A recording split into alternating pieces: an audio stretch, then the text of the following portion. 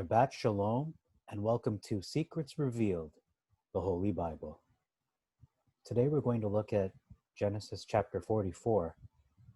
There are 34 verses, beginning in verse 1. We read here that Joseph charged the steward of his house, saying, "Fill the men's sacks with food, as much as they can carry, and put the money of each in the mouth of his sack."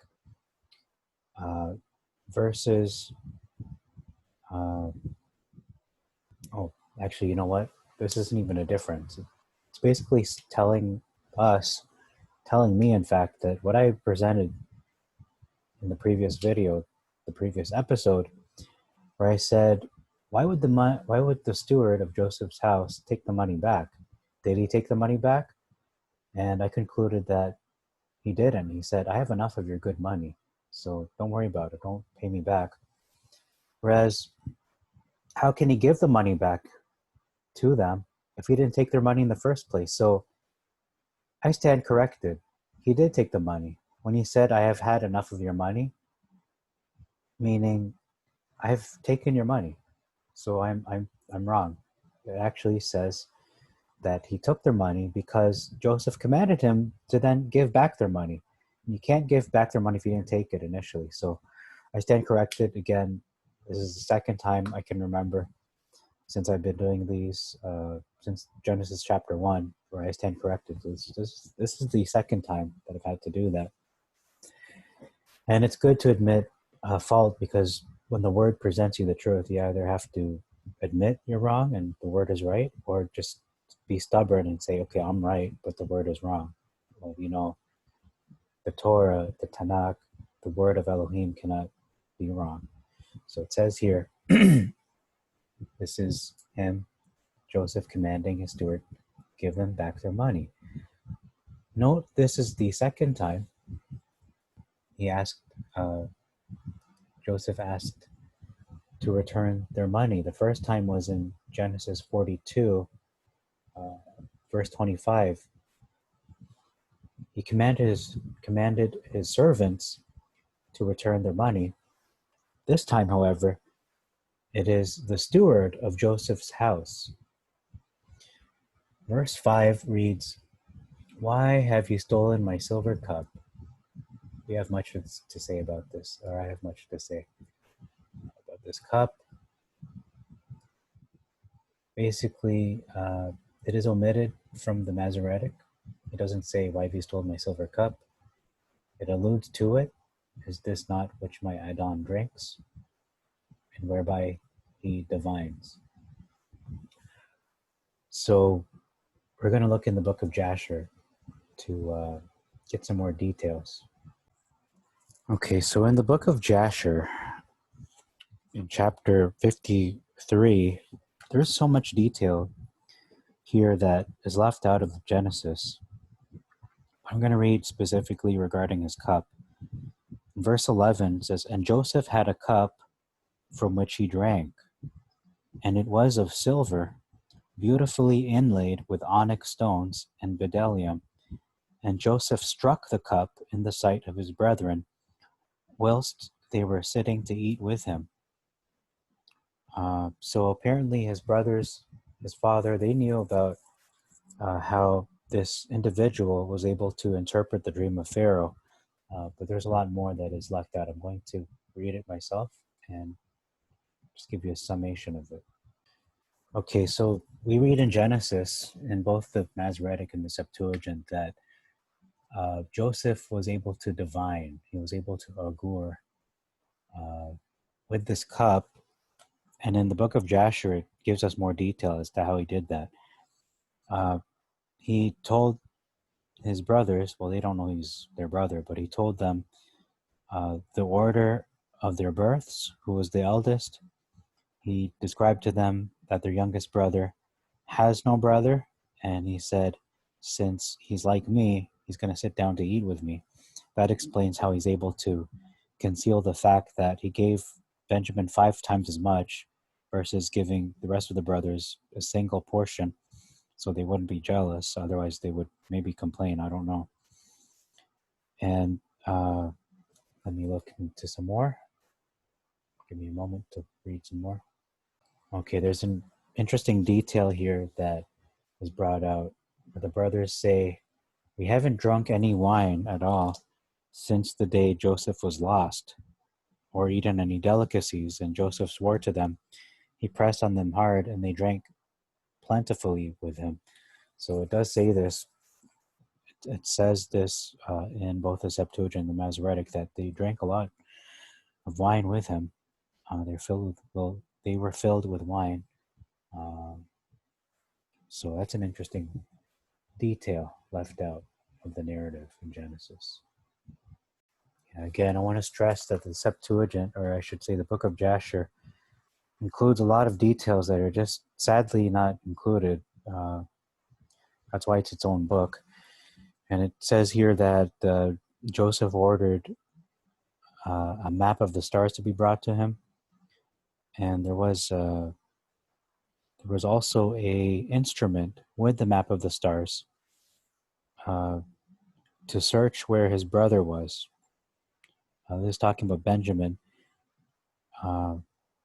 Looking at the instrument with the map of the stars, and Joseph told him, "Find where your brother Joseph is." And Benjamin was able to determine with this tool that Joseph was right there with him. The location of his brother was at the throne, sitting right next to him. And that's where Joseph revealed himself to Benjamin, but not the rest of his brothers. So Benjamin was privy to the secret.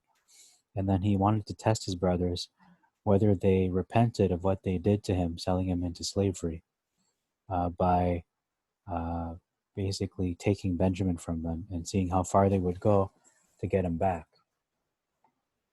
Okay, I'm going to continue on. Okay, so it's quite a long story, but essentially what I presented is how he was able to divine the things he did divine with the cup, the silver cup. So we're going to look at verse 7 now. It says, far be it from your servants to do according to this word, when they were accused of stealing the silver cup.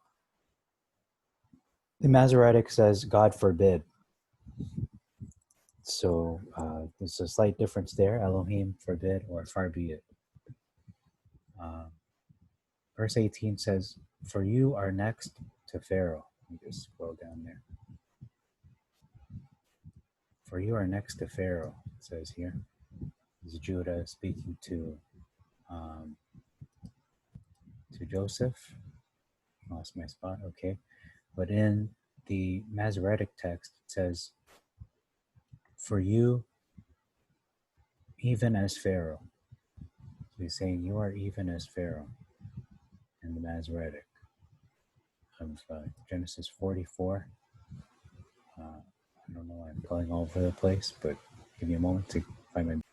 So verse 18 says, you are even as Pharaoh, versus the Septuagint, which says you are next to Pharaoh, because he isn't on equal level in the hierarchy to Pharaoh. He's simply, everything's under his dominion, under the rulership of Joseph, except for Pharaoh. He's exempt, which is similar to, you think of the relationship between Jesus Christ, the Son, Yehoshua HaMashiach, and Jehovah the Father, God the Father and God the Son. It's not the same. They're on an equal plane, but everything's under Jesus Christ except for the Father. Verse 21 says, I will take care of him. This is what they're saying. Judah recounting to him that, bring him down to me.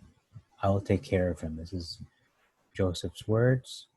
That was left out, I think, from the previous chapters, whereas now we're given more detail as to what Joseph told them. Bring him to me so that I can take care of him. As opposed to the Masoretic, which just says, bring him down to me that I may set mine eyes upon him so I can look at him. That's interesting, that difference there. One is very involved, one is just looking. In verse 28, we see that this is Jacob speaking. Jacob speaking to his sons, and he says, "You said that he was devoured of wild beasts," regarding Joseph. So you can hear this accusatory tone, or actually factual, because that's what they said. They said to him, "You told me that wild beasts ate him."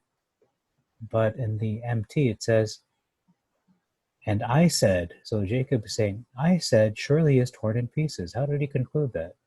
That's not what he would think initially. That's something that his sons presented to him. They offered that as a possibility.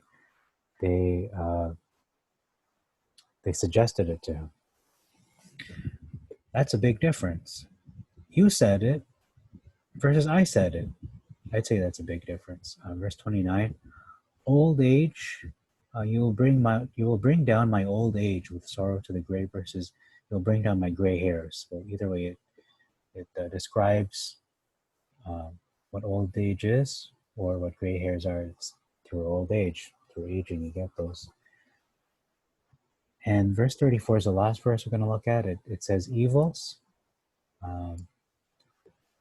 Lest I behold the evils which will befall my father, versus I see the evil, so more than one evil,